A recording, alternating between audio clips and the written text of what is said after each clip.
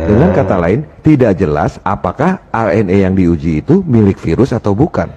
Kemudian, dalam kesimpulan, ditulis, hubungannya dengan penyakit menular nggak jelas, dibutuhkan lebih banyak data untuk itu. Oke, jadi orang yang positif PCR itu belum tentu kena COVID. Ini yang ngomong Oxford University. Bismillahirrahmanirrahim. Guys, gue dapat endorsan lagi. Sebenarnya gue kurang suka sama endorsan ini. Karena apa? Ini susu kambing, guys. Gue tuh kalau minum susu kambing rada nggak doyan gitu. Soalnya bau-baunya bau kambing gitu loh. Bau anyir ya. Tapi ini katanya pakai stevia. Ini goat milk etawa. Ya ini pakai stevia. Gue nggak tahu nih rasanya enak apa kagak. Kalau nggak enak ya gue nggak doyan ya. Walaupun kita tahu sama tahu bahwasanya susu kambing itu memang khasiatnya banyak, lebih berkhasiat daripada susu sapi. Apalagi kalau ngolahnya bener. Ya kita coba nih, udah dibuat nih ya. Goat milk etawa. Oke, bismillahirrahmanirrahim.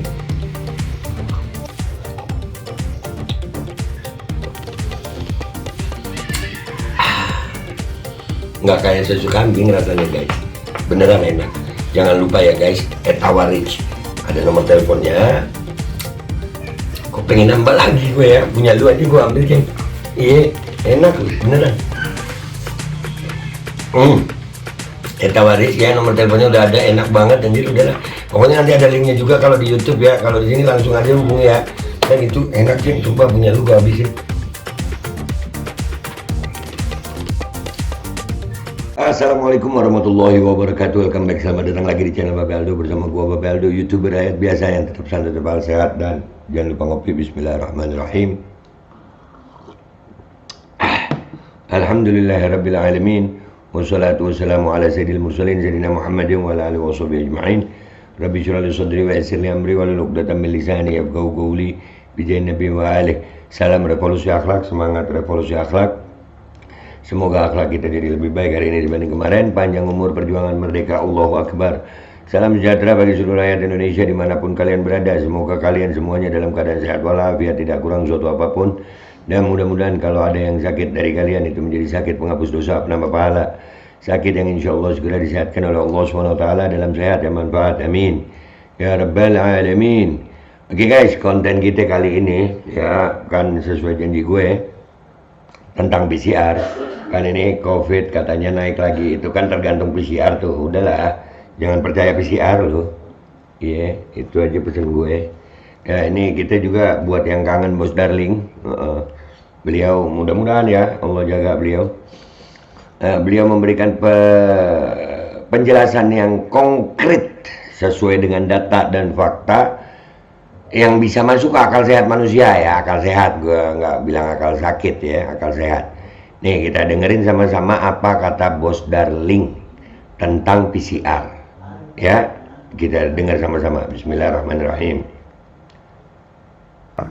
Sebenarnya banyak referensi tentang ini. Banyak dokter yang fakta tentang prosedur pendeteksian virus yang disembunyikan. Ya, nih kita ulang awal deh ya. Sebenarnya banyak referensi tentang ini. Banyak dokter yang tahu. Tapi kebanyakan gak berani ngomong. Dan referensi-referensi seperti ini ditimbun begitu saja. Tugas kami hanya menyampaikan berbagai referensi yang sangat penting yang selama ini tidak banyak diketahui oleh publik. Jadi beliau menyampaikan referensi-referensi data-data yang sesuai dengan fakta tentang apa itu PCR. Itu senangnya gue sama Bos Darling. Alhamdulillah gue belajar sama beliau. Ini ada referensi dari CEBM, The Center for Evidence-Based Medicine, pengobatan berbasis bukti yang merupakan bagian dari Oxford University. Judulnya, kalau hasil tes PCR Anda positif, Anda terinfeksi COVID atau tidak? Ini baru pertanyaan yang bermutu. Ya, jadi orang yang kalau dites PCR positif, itu apakah terinfeksi COVID? Lihat jawabannya. Dan dijawab dengan fakta. Tulisan ini dibuat tanggal 5 Agustus 2020. Di situ ditulis, PCR itu alat yang handal untuk mendeteksi RNA. Tapi, apakah RNA tersebut milik virus menular atau bukan? Gak jelas. Dengan kata lain, tidak jelas apakah RNA yang diuji itu milik virus atau bukan. Kemudian, dalam kesimpulan, ditulis, hubungannya dengan penyakit menular gak jelas. Dibutuhkan lebih banyak data untuk itu. Oke. Jadi orang yang positif PCR itu belum tentu kena COVID. Ini yang ngomong Oxford University. Jadi yang dipakai sama elit lokal untuk mengatakan pandemi. Nah, ternyata PCR-nya begini. Dan Budi Gunadi Sadikin itu udah pernah ngomong kok, PCR nggak 100%. Nih. Artinya apa? Tidak jelas hubungan sebab akibat antara RNA yang diuji dengan penyakit menular. Kita kembali pada bahasa sederhana, prosedur penggunaan RT-PCR. Masalah yang disebut oleh CEBM Oxford tadi, adanya di pangkal sebelum masuk PCR dan di ujung setelah diproses oleh PCR. RT-PCR-nya sendiri nggak ada masalah. Namanya mesin, tergantung dimasukkan apa dan dicocokkan dengan apa. Itu tidak diatur oleh PCR, tapi tergantung yang make, tergantung panduan prosedurnya. Nah, jadi kalau gue mau perumpamakan ini guys ya, ini pakai bahasa gue nih. Kayak alat parut kelapa. Ada satu karung diparut nggak dipisahin dulu. Ada isi kelapa di situ, ada melon di situ, ada apel di situ, ada wortel di situ. Dimasukin satu karung itu, diparut bareng. Ketahuan nggak? Itu yang hasil parutannya parutan apa aja? Harus dipisahin dulu. Ini dengerin secara sainsnya. Gua mah pakai bahasa yang kita paham aja. Parutan kelapa tuh. Kalau prosesnya itu dipisahkan lebih dulu, maka bisa itu dipakai PCR untuk menentukan seseorang kena COVID apa enggak. Kalau enggak, ya susah nih, dengerin penjelasannya nih. Lebih jelasnya lagi, masalah yang disampaikan oleh Oxford tadi terletak pada prosedur pengambilan atau ekstraksi RNA dari sampel swab dan masalah di ujung dicocokkan dengan apa. Jadi masalahnya ya dua ini, sebelum dan sesudah, di pangkal dan di ujung. Sekarang kita dengar referensi standar dari DNA Learning Center yang berjudul penggunaan RT-PCR untuk pendeteksian COVID. Kita dengarkan, sampel swab yang diambil dari hidung Anda itu isinya apa? The swab of a person with COVID-19 will contain a mixture of human cells, virus particles, and other microbes. Jelaskan, sampel swab yang diambil dari hidung Anda berisi sel-sel manusia, partikel virus, dan berbagai makhluk mikro lainnya, yaitu ada jamur, bakteri, protozoa, eksosom, dan mungkin ada virus. Ini yang dimaksud oleh CEBM tadi, tidak jelas apakah RNA tersebut milik virus atau bukan. Karena sebenarnya sampel swab itu isinya banyak makhluk. Nah, di banyak makhluk itu masing-masing punya RNA. Ya tadi kalau perumpamaan gue tuh, alat parut tadi, ada wortel, ada kelapa, ada melon, ada apa aja. Diparut barengan semua. Nggak jelas itu RNA-nya apa itu yang keluar dari hasilnya itu. Karena tidak dilakukan pemurnian di awal. Lanjut. Kenapa kebanyakan orang atau dokter nggak sadar? Karena memang begitu panduannya. Ini sudah terjadi selama puluhan tahun terakhir, sejak PCR digunakan untuk mendeteksi HIV. Jadi kalau ditanya, dokter akan bilang, ini sudah sesuai dengan prosedur internasional. Coba kita dengar, panduan yang selama ini diajarkan itu bagaimana? Swab is inserted in the nostril and gently moved forward into the nasopharynx. Then it is rotated for a specified period time to collect secretions that contain the virus. Nah, digambarkan di sini seolah-olah dari hidung Anda itu isinya cuma virus doang. Nggak ada jamur, nggak ada bakteri, nggak ada ingus. Once the lysis buffer is added, the tube is mixed by pulse vortexing and incubated at room temperature. Nah, ini seolah-olah isinya virus doang, padahal isinya ada banyak makhluk. Nah, Then the virus is lysed under the highly denaturing conditions provided by the lysis buffer. Kemudian virusnya dihancurkan, tinggal tersisa RNA-nya. Inilah yang diambil. Prosedur ini betul kalau sampel itu isinya virus doang. nah, itu garis bawah guys. Prosedur ini betul kalau isinya virus doang. Artinya, kita sebagai orang awam kadang-kadang ditunjukin video tentang bagaimana nih prosedurnya begini. Kita nggak bertanya-tanya. Tapi sebagai orang yang kritis, kita bisa tahu tuh. Kita bisa mencari referensinya. Ternyata yang diambil dari sampel swab kita itu isinya banyak, nggak cuma virus. Lanjut. Kalau ada makhluk lain, nggak jelas RNA makhluk apa yang kemudian diuji. Nah, Oke, kita jabarkan dalam bahasa yang lebih sederhana. Jadi, kalau Anda diswab, diambil sampel dari hidung Anda, swab itu isinya ada ingus, ada sel hidung, ada sel imun, ada bakteri, ada jamur, ada materi genetik bebas, ada eksosom, dan mungkin ada virus. Kemudian dilakukan proses ekstraksi. Sederhananya, diambil RNA-nya. Analoginya, kita mau ambil giginya si Fulan. Kita anggaplah ini sidik gigi gitu ya. Giginya si Fulan. Di ruangan itu ada 10 orang. Ada si Fulan, si Badu, si Budi, dan lain-lain. Kemudian, yang dilakukan sekarang ini, 10 orang itu dikasih air keras misalnya. Dikasih larutan kimia hingga badannya hancur semua, nggak bisa dikenali lagi. Tinggal tersisa giginya.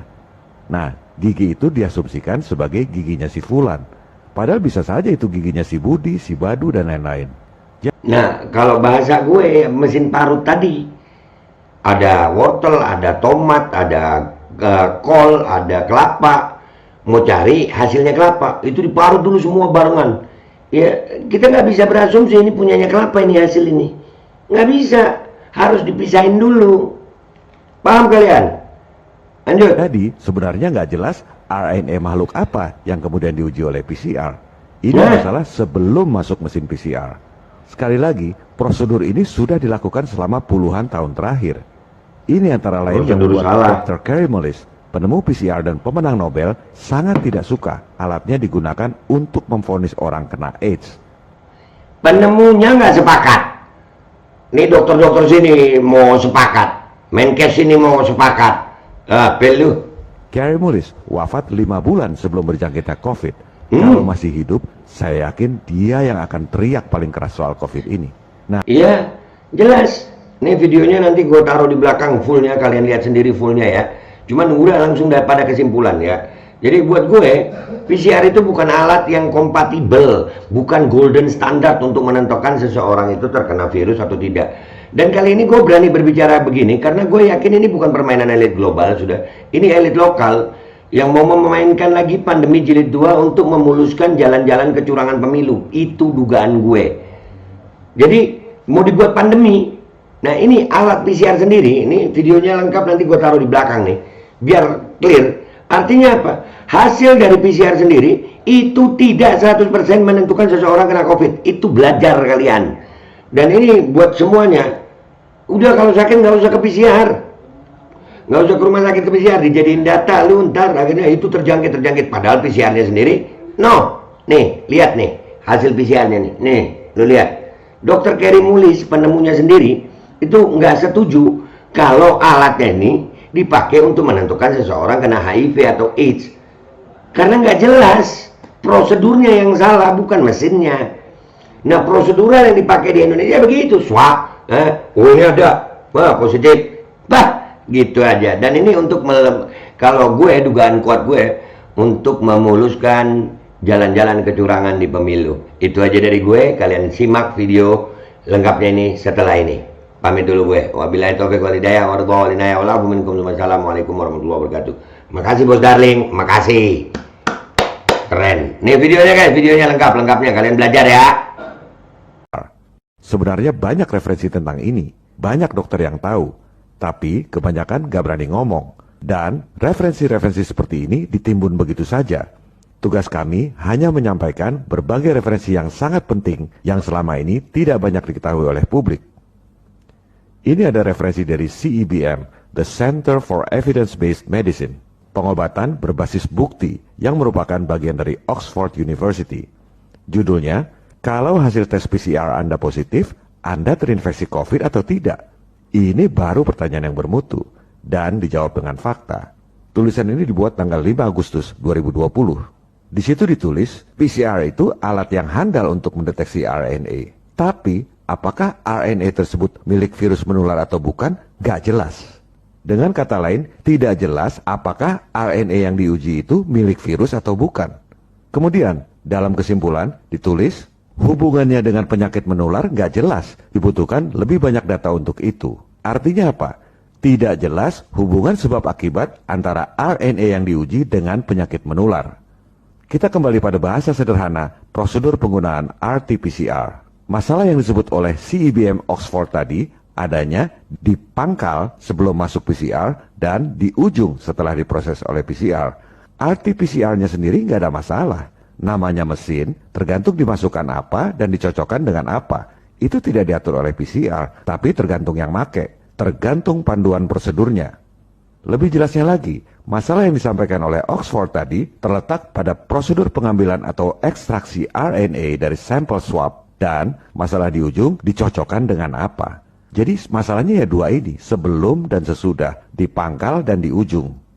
Sekarang kita dengar referensi standar dari DNA Learning Center yang berjudul penggunaan RT-PCR untuk pendeteksian COVID.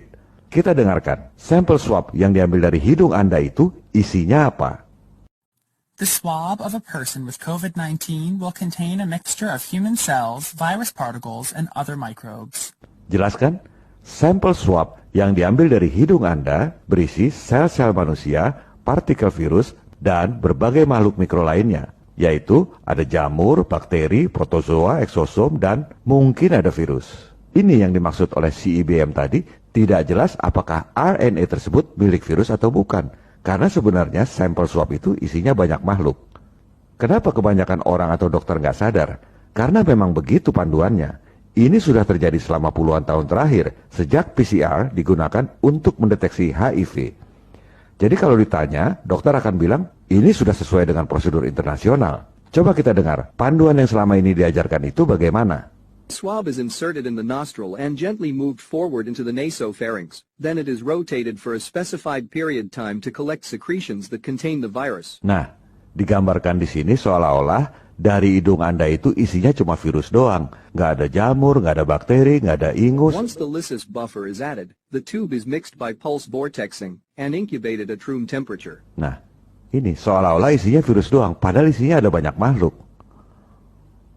Then the virus is lysed under the highly denaturing conditions provided by the lysis buffer. Kemudian virusnya dihancurkan, tinggal tersisa RNA-nya. Inilah yang diambil. Prosedur ini betul kalau sampel itu isinya virus doang. Kalau ada makhluk lain, nggak jelas RNA makhluk apa yang kemudian diuji. Oke, kita jabarkan dalam bahasa yang lebih sederhana. Jadi, kalau Anda di swab, diambil sampel dari hidung Anda, swab itu isinya ada ingus, ada sel hidung, ada sel imun, ada bakteri, ada jamur, ada materi genetik bebas, ada eksosom, dan mungkin ada virus. Kemudian dilakukan proses ekstraksi. Sederhananya diambil RNA-nya. Analoginya kita mau ambil giginya si Fulan. Kita anggaplah ini sidik gigi gitu ya. Giginya si Fulan. Di ruangan itu ada 10 orang. Ada si Fulan, si Badu, si Budi, dan lain-lain. Kemudian yang dilakukan sekarang ini 10 orang itu dikasih air keras misalnya. Dikasih larutan kimia hingga badannya hancur semua. Nggak bisa dikenali lagi. Tinggal tersisa giginya. Nah, gigi itu diasumsikan sebagai giginya si Fulan. Padahal bisa saja itu giginya si Budi, si Badu, dan lain-lain. Jadi sebenarnya nggak jelas RNA makhluk apa yang kemudian diuji oleh PCR. Ini masalah sebelum masuk mesin PCR. Sekali lagi, prosedur ini sudah dilakukan selama puluhan tahun terakhir. Ini antara lain yang membuat Dr. Kary Mullis, penemu PCR dan pemenang Nobel, sangat tidak suka alatnya digunakan untuk memvonis orang kena AIDS. Kary Mullis wafat 5 bulan sebelum berjangkitnya COVID. Kalau masih hidup, saya yakin dia yang akan teriak paling keras soal COVID ini. Nah, seharusnya gimana kalau kita mau ngambil giginya si Fulan? Padahal ada 10 orang di dalam ruangan. Ya gampang aja kali, pisahkan aja dulu si Fulan. Si Fulan ini, misalnya ini Fulan, kita pisahkan dulu dari si Badu, si Budi. Setelah dipisahkan, misalnya mau dikasih air keras supaya badannya hancur, tinggal tersisa giginya, nggak ada masalah. Prosedur kesananya sudah benar. Jadi sebenarnya tinggal nambah satu prosedur. Karena di sini sampel isinya banyak, untuk memastikan ini adalah giginya si Fulan atau RNA-nya si virus, virusnya dimurnikan dulu, istilahnya dipisahkan, bahasa teknisnya dimurnikan. Jadi sebenarnya cuma nambah satu prosedur, murnikan dulu virusnya. Selanjutnya kita masuk ke ujung masalah, dicocokkan dengan apa? Virusnya nggak kelihatan, urutan genetiknya juga nggak kelihatan, hanya ada 3 garis yang dibuat oleh penguasa medis global. Pertanyaannya, kenapa nggak bikin panduan sendiri? Kita buktikan bahwa para saintis yang tentukan urutan genetik COVID pun bisa salah. Kita kembali pada protokol yang dibuat oleh Institut Pasteur yang sangat kredibel, yang kemudian diunggah di situs resmi WHO. Ini adalah panduan buat seluruh dunia. Tadi sudah kita singgung, ada 9 nomor kode. Ini adalah 9 kode, nomor kode yang disebut urutan genetik COVID. Anda perhatikan urutan genetik yang nomor 2. Kemudian Anda ambil data dari sumber lain, dari NCBI, the National Center for Biotechnology Information. Isinya tentang urutan genetik Homo sapiens, urutan genetik manusia, urutan genetik Anda sendiri. Ini urutan genetiknya. Sekarang, coba Anda bandingkan. Urutan genetik yang sebelah kiri ini adalah urutan genetik COVID. Urutan yang sebelah kanan ini adalah urutan genetik manusia. Ini dari sumber yang berbeda. Ya, coba kita sandingkan supaya gampang dibandingkan. Oke, kita ulang dulu sebentar. Urutan genetik COVID itu yang sebelah kiri, yang dibuat oleh Institut Pasteur di Paris. Yang sebelah kanan ini urutan genetik manusia, yang diarsipkan di NCBI. Yang sebelah kiri urutan genetik COVID kita taruh di atas. Nah, urutan genetik manusia kita taruh di bawah. Coba kita sama-sama lihat, ini identik atau tidak urutan genetik COVID dengan urutan genetik manusia. Kita lihat, C, T, C-nya 3 kali, T-nya 3 kali, G, T, T, G, T, G, T, T, G, T. 100% identik. Padahal ini katanya urutan genetik COVID.